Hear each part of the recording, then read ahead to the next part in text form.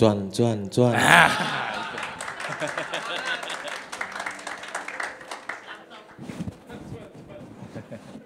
Oke, malam Pak. Terima kasih udah hadir di tempat ini. Semoga pembicaraan kita sedikit ini bisa memberkati teman-teman kita di sini. Kita mulai dari yang simpel-simpel dulu ya Pak ya. Kita pengen tahu dong Bapak tuh latar belakang keluarganya gimana, terus pendidikannya gimana, terus gimana sih awalnya Bapak investasi di saham pertama kali? Pertama-tama saya berterima kasih kepada Pak Yanto, Ketua dan Panitia yang menyelenggarakan acara ini, Ketua Battle Men's Fellowship ya, Persekutuan Pria Battle dan Panitia. Terima kasih juga sama Pak Rangga yang sudah turut mengundang saya juga. Ya.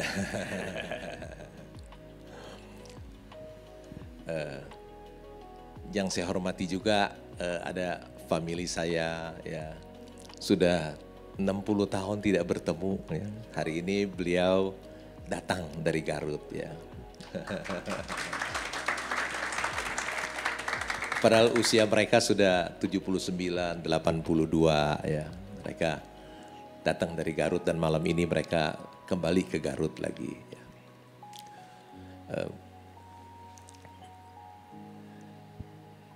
Bapak Ibu yang dikasihi oleh Tuhan Yesus Kristus, selamat malam, salam sejahtera bagi kita semua. Tadi yang ditanyakan keluarga saya ya, latar belakang keluarga ya.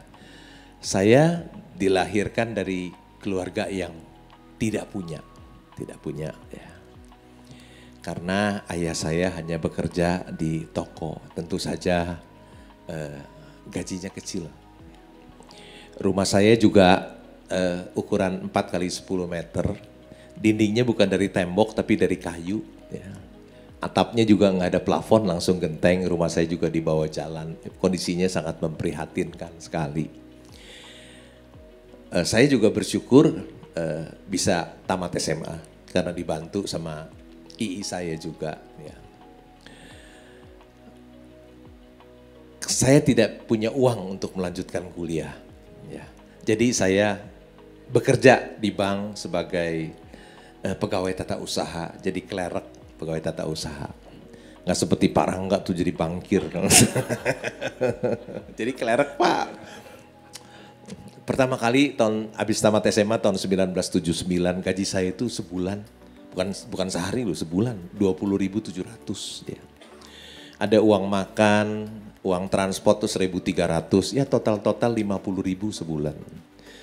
Karena biasa nggak punya uang, nggak pegang uang 50.000, happy banget saya ya punya. Biasa saya nggak punya uang. Ya. Kerja 11 tahun, tetap jadi klerek. Nggak naik pangkat, jangankan direktur ya, jangankan vice president, kepala cabang, manajer, assistant manager, kepala bagian saja tidak. 11 tahun saya jadi klerek pegawai tata usaha. Karena jadi klerek gaji kecil terus. Kan pangkatnya paling rendah ya. Tahun 1979 saya kerja di bank, gaji saya 50.000 kurang lebih. 11 tahun kemudian tahun 1990 gaji saya baru 350.000. Karir saya sangat terlambat ya. Berarti 11 tahun umur saya udah 31 tuh ya.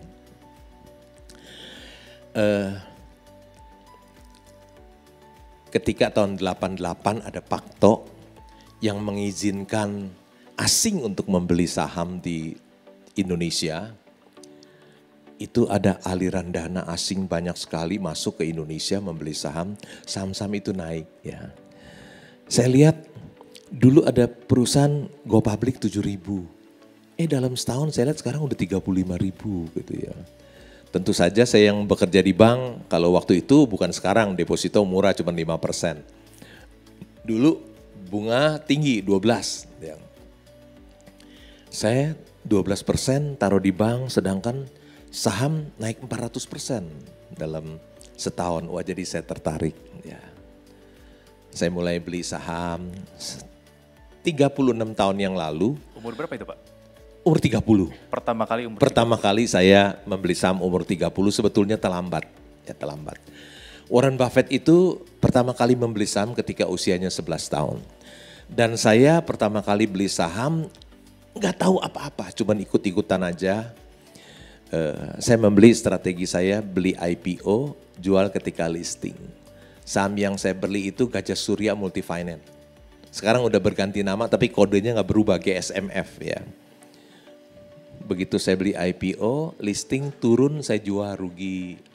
Saham yang kedua saya beli Astragrafia, beli IPO, jual listing, begitu listing turun saya rugi lagi.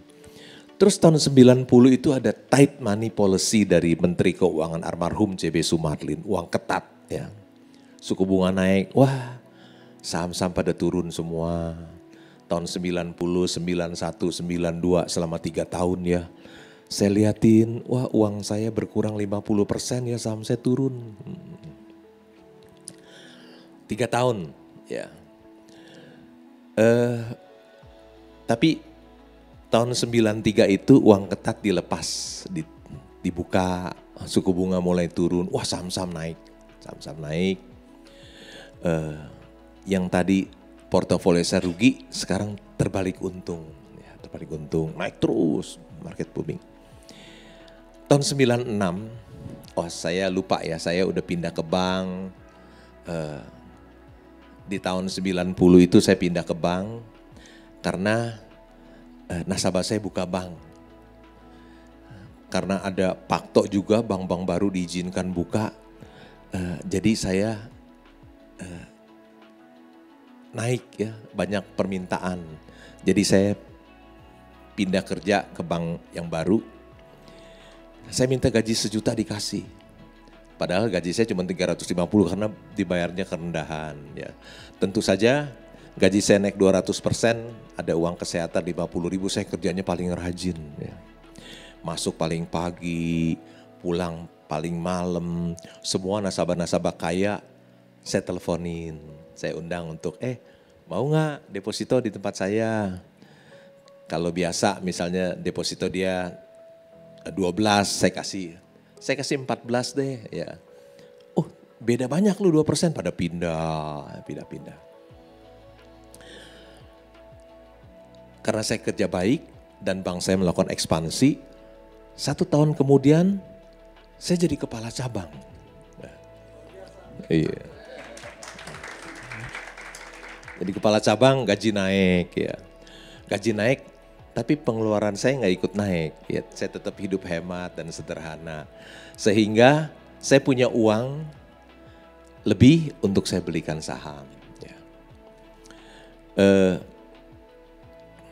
Tahun 96 saya untung saham cukup banyak ya. Sekitar 500 kali gaji saya. 500 kali bagi 12 kira-kira 40 tahun, saya pikir cukup lah. Tekanan pekerjaan juga berat ya, banyak target dari direksi. Saya di bank karena saya investor saham nih, jadi saya banyak mencuri waktu untuk diri saya sendiri. Saya nggak mencuri uang 1 rupiah pun, tapi saya banyak mencuri waktu. Tapi saya pikir ada pepatah bilang time is money. Artinya saya mencuri waktu sama juga curi uang ya. Akhirnya saya pikir udah saya berhenti aja, saya konsentrasi. 29 tahun saya yang lalu saya berhenti bekerja dari bank. Kemudian saya jadi investor. Jadi saya sudah work from home 29 tahun.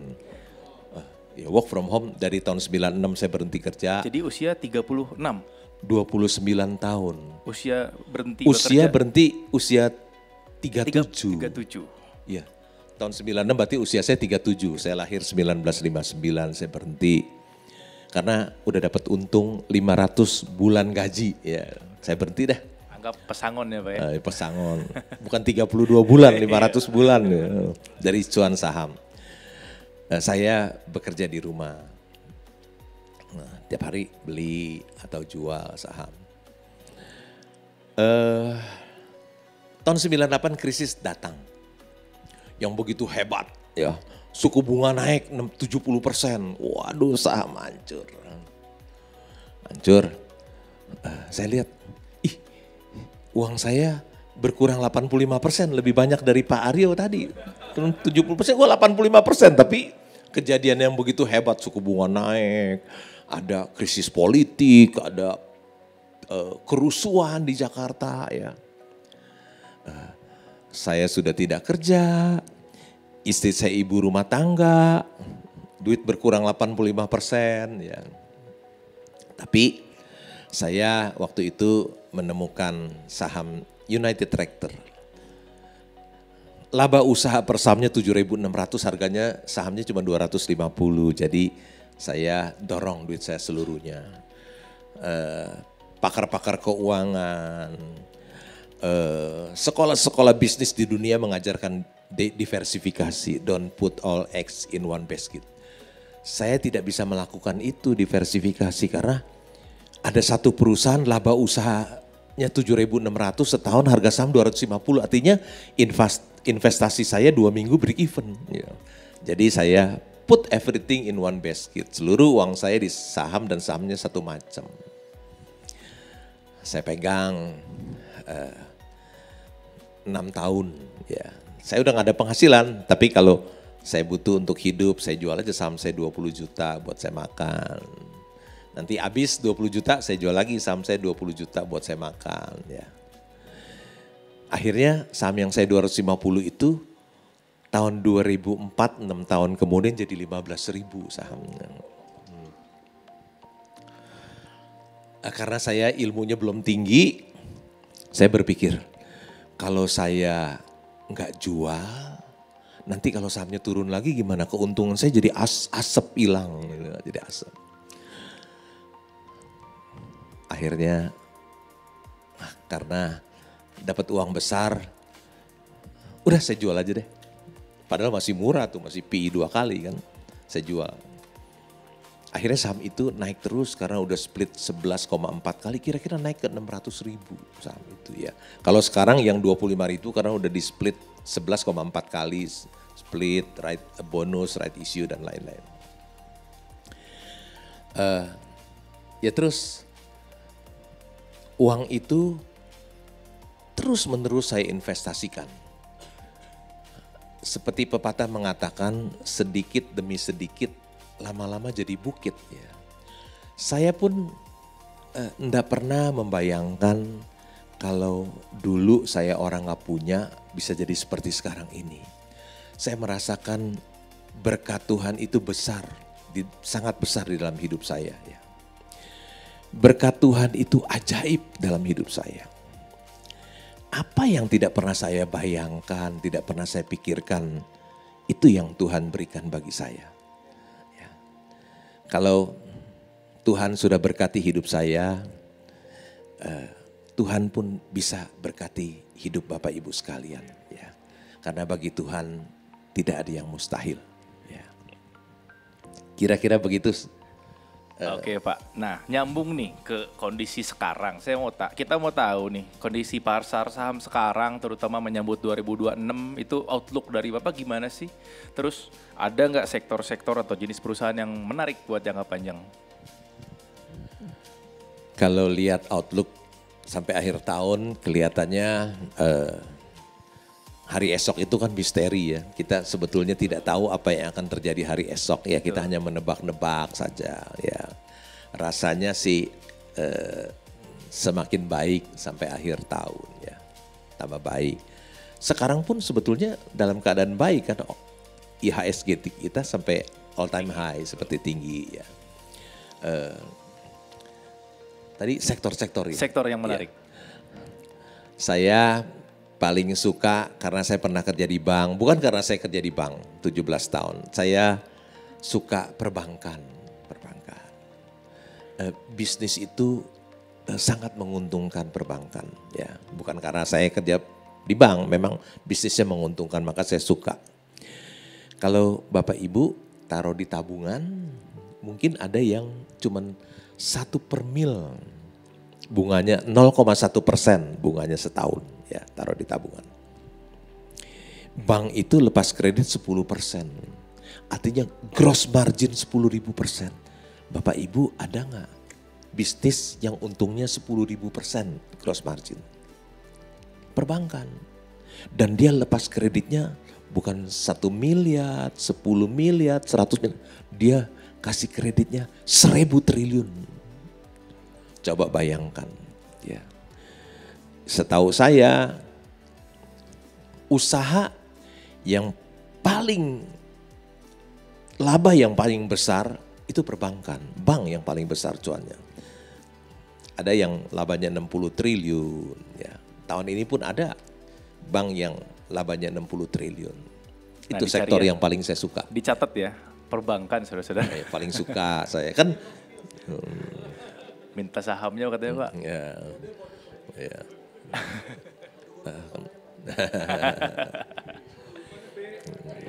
Padahal tinggal cari di Google ya Pak ya. Bang. Ya. Yang kedua saya rata-rata orang labanya yang paling besar adalah bank. Dan yang punya juga masuk daftar orang paling kaya sebetulnya. Harus paling kaya ya. Karena nggak ada yang tandingin laba bank sampai 60 triliun laba bersih. Yang kedua saya suka batu bara. Ya. Saya banyak untung di tambang batu bara. Ya. Kalau harga batu bara lagi rendah, labanya kecil, harga sahamnya murah, saya beli. Karena dia selalu berfluktuasi, habis murah, harga batu bara murah, nanti dia akan naik. Ketika dia naik, perusahaan tambang batu bara cuannya gede, harga sahamnya tentu naik, saya jual. Jadi saya untung di situ. Saya suka komoditas, ada kebun sawit. Saya juga terdaftar sebagai pemegang saham di satu kebun sawit. Pernah di Austindo Nusantara Jaya, saya pemegang saham terbesar nomor 2 di situ. Tapi karena perusahaan itu diakuisisi, saya ikut tender offer, dijual semuanya. Sekarang pun masih punya terdaftar sebagai pemegang nomor 2 di perkebunan kelapa sawit. Luasnya 285.000 hektar. Gede ya, 285.000 hektar. Berapa gede sih kira-kira 285.000 hektar? Tuh, Pak Rangga tinggalnya di Singapura tuh. Pak, 285.000 hektar itu besarnya 4 kali negara Singapura loh Pak. Ya. Saya bangga lu sebagai pemegang saham nomor 2 di situ ya. Karena apa? Kalau kita usaha, misalnya tekstil harus lawan dengan China yang barangnya murah, setengah mati usahanya. Kalau kita bisa usaha, justru yang dibeli oleh China dan India baru enak usaha itu. India penduduknya 1,4 miliar, di China penduduknya 1,4 miliar, 2,8 miliar butuh minyak goreng. Ya, kebun sawit. Karena apa? Tanam sawit di India dan di China nggak bisa tumbuh, nggak bisa. Seperti lagu Kus Plus bilang,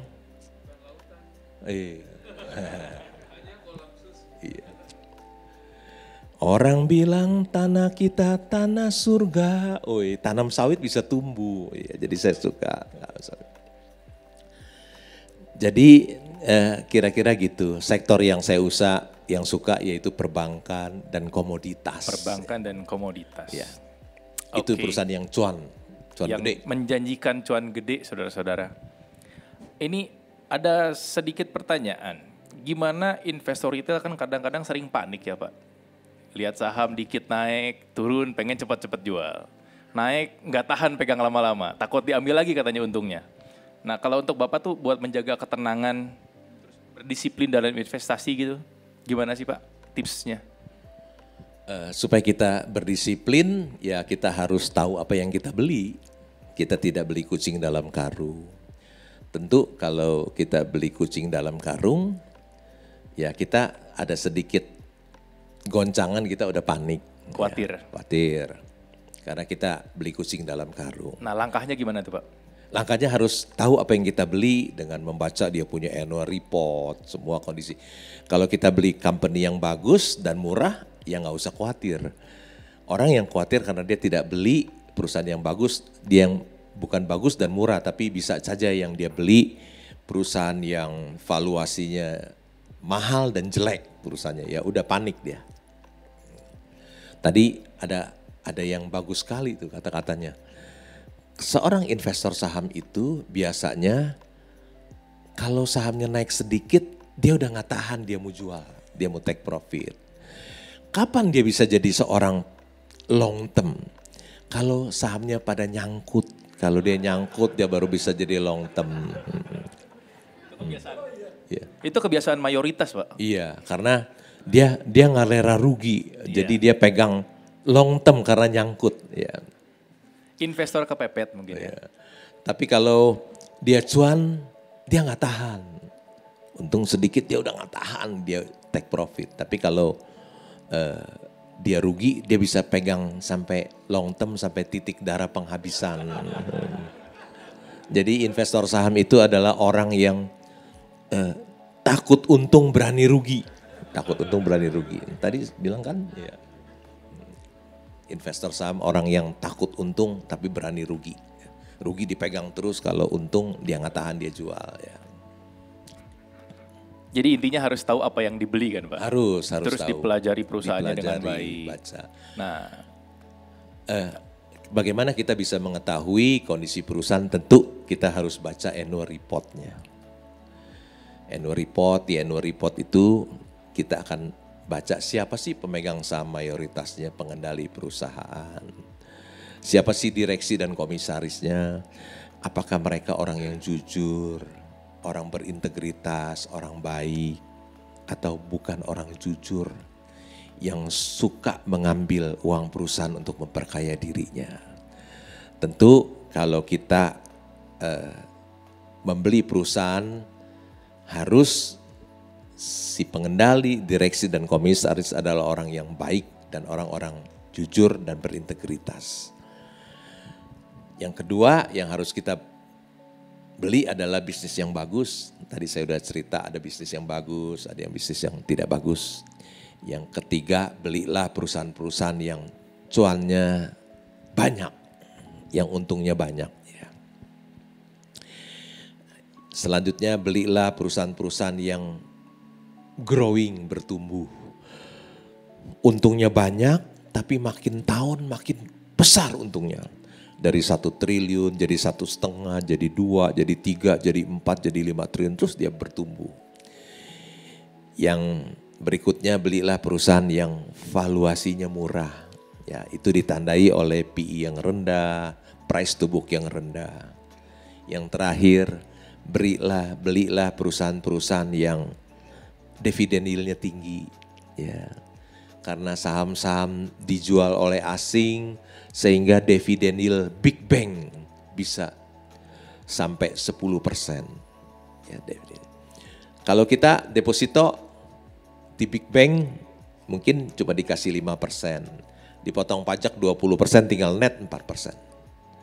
Tapi kalau kita beli saham Big Bang, bukan saja dapat capital dividen yield 10%, juga bisa dapat capital gain karena lagi turun 40%. Jadi menurut saya jauh lebih menarik membeli saham bank Big Bang yang dividen yield 10% daripada kita deposito atau tak menaruh membeli obligasi. Begitu. Oke. Masih nyambung yang investor kepepet tadi Pak. Waktu setelah Bapak pensiun tuh, full time investor. Ya. Pernah nggak ada, aduh saya salah nih beli, atau saya harus cut loss nih kayaknya nih. Ada nggak momen-momen seperti itu? Terus Bapak maksudnya memperbaikinya gimana sih? Ya pasti ada, kan saya bukan dewa yang itu. Meskipun saya sudah menjadi investor saham 36 tahun, bisa saja salah. Ya, salah. Tapi ya salahnya mungkin kalau saya beli 10 ya salahnya 1 ada ya. Misalnya saya invest di satu perusahaan, ternyata perusahaan itu salah investasi, kejeblos perusahaannya. Dan dia habis, saya juga habis karena ikut pemegang saham di situ, salah. Padahal kalau perusahaan itu masih ada, waduh itu cuannya bukan main. Karena usahanya cooking coal. Ya. Cooking coal. Cooking coal. Seperti ADMR itu, letaknya di sebelahnya ADMR lagi, ada raw mineral ya. Terus ada yang kedua lagi, saya beli, saya pikir ini orang baik ya, perusahaan besar, sahamnya turun jadi 200 rupiah, udah saya masuk dah. Ternyata yang saya kira orang baik ternyata salah perkiraan, akhirnya salah lagi. Tidak baik-baik amat. Jadi rugi ya. Jadi saya tentu saja sekarang ya mungkin kalau beli 10 saham ada satu yang salah. Ya. Tetapi ketika kita salah membeli, kita bayar uang sekolah mahal, kita jadi tambah hati-hati, jadi tambah pinter, tambah hati-hati. Kalau kita beli saham salah, kita bayar uang sekolah mahal, lebih mahal daripada kuliah di Harvard. Ya. Bayar uang sekolahnya mahal. Ya. Jadi kita tambah hati-hati, beli saham, jadi tambah pinter. Kalau kita beli saham, sahamnya turun, kita rugi, kita tambah pinter. Tapi kalau kita beli saham, sahamnya naik, kita tambah kaya. Gitu. Kalau turun, kita tambah pinter. Kalau naik, tambah kaya. Iya. Jadi, kalau sahamnya naik jadi tambah benghar. Pak, komentar dong soal kripto. Oh, satu lagi sama emas, Pak. Ya, oke. Saya tidak berinvestasi di kripto, saya hanya berinvestasi di saham. Karena kalau saya beli saham, ada underlying-nya, ada banknya. Ya. Misalnya kalau Bapak Ibu buka di website Bank Danamon misalnya, satu ada saya sebagai pemegang saham nomor 5, di Bank di CIMB nomor 6 dan di OCBC nomor 7. Ya. Di Big Bank lebih banyak lagi. Ya.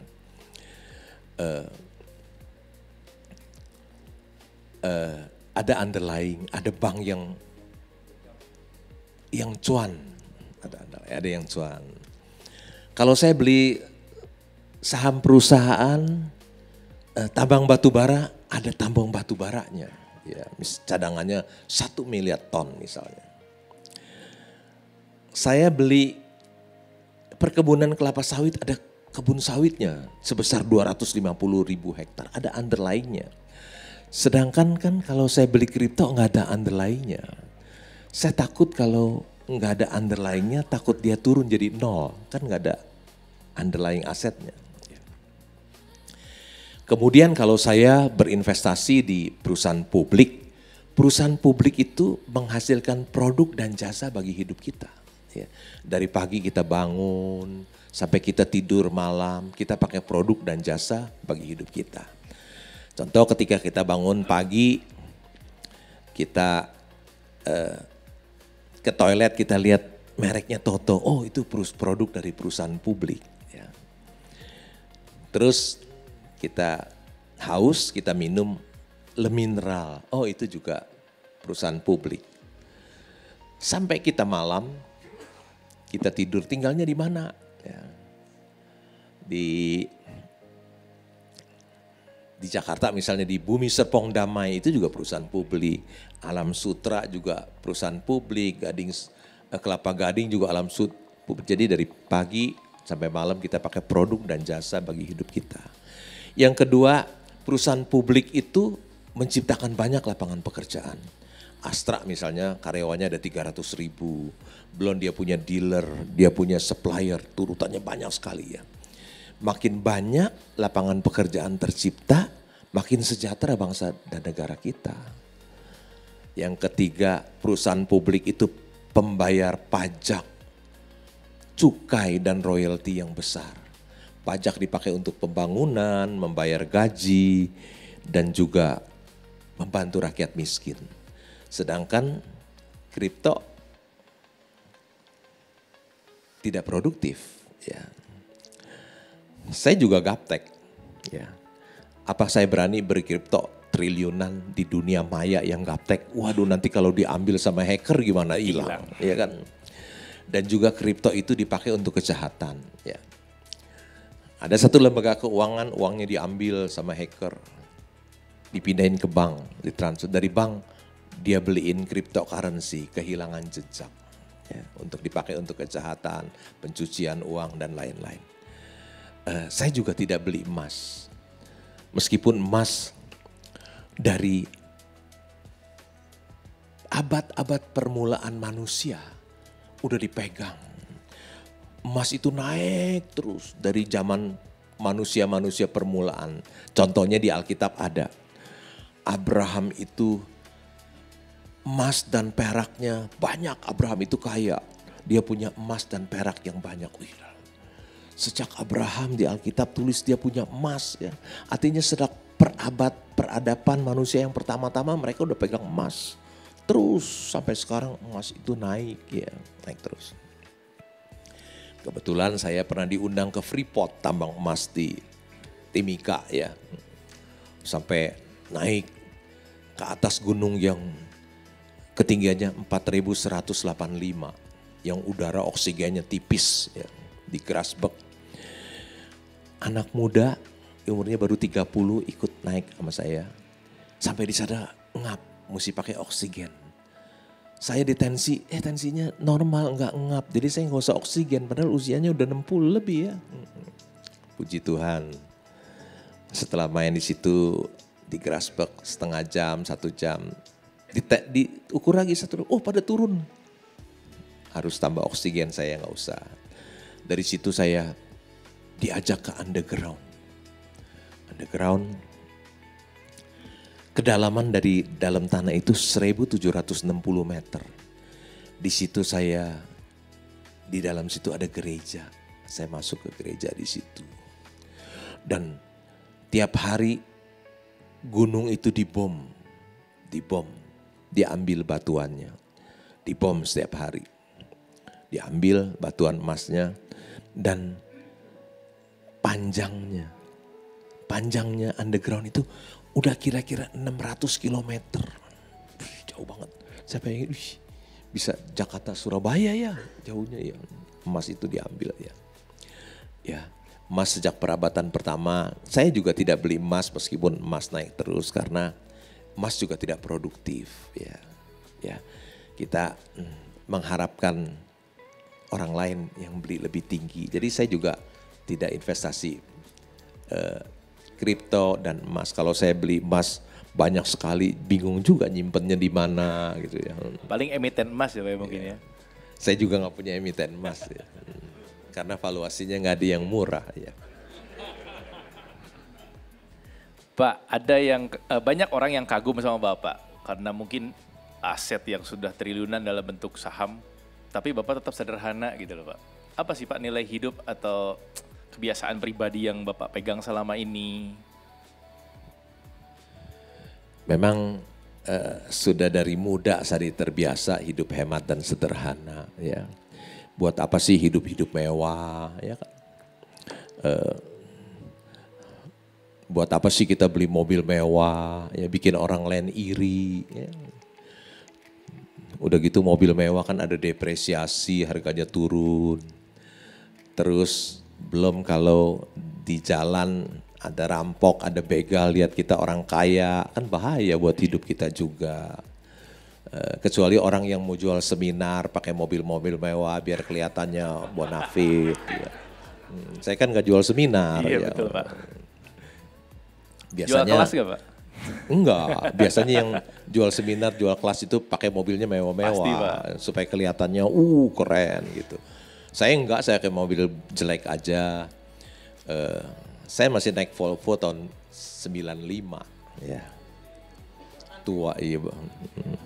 Jual 15 juta aja nggak laku, tapi saya naik mobil tua itu kan di jalan nggak ada yang tahu. Yang naik mobil itu Jalmi Benghar, ya kan katanya.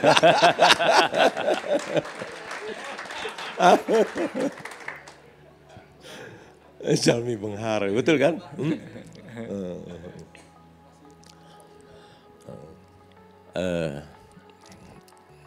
Udah terbiasa hidup hemat dan mewah. Dan kan yang bikin kita nikmat itu bukan karena kita pakai barang mahal, yang bikin kita nikmat.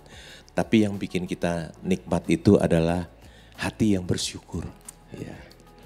Kalau kita sehat, punya hati yang selalu bersyukur, itu yang paling nikmat sebetulnya. Ya.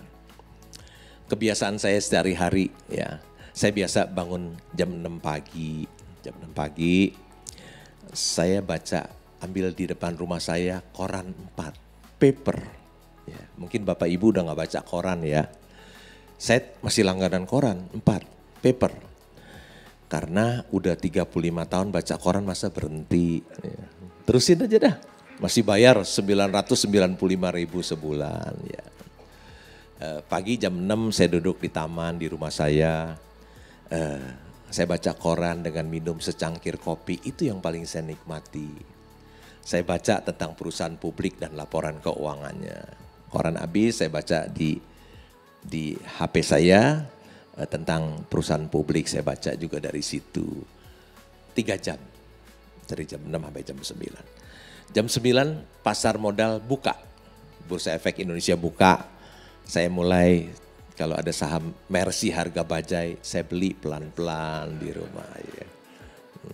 Jangan terbalik Pak, jangan bajai harga Mercy yang dibeli. Ya. Mercy harga Mercy Volvo harga ya. bajai. Iya. Kita beli pelan-pelan di rumah. Jurnalis biasa sebut ini aksi senyap katanya di rumah. Kalau ada saham saya yang naik tinggi juga, udah untung banyak, pelan-pelan dijual. Karena saya besar banyak, jadi harus pelan-pelan. Kalau enggak nanti jatuh ya. Dari jam 9 sampai 4.15. 4.15 biasanya saya tidur. Saya nyalain AC, di kamar saya tidur. 1-2 jam. Mandi, makan. Terus saya reading and thinking lagi, baca lagi tentang perusahaan publik dan laporan keuangannya kira-kira 3 jam. Jadi banyak waktu saya habis untuk membaca 6 jam, 6 jam juga untuk jual beli saham. Jadi kira-kira itu kebiasaan saya setiap hari 6 jam membeli saham, menjual saham dan 6 jam membaca. Begitu. Oke.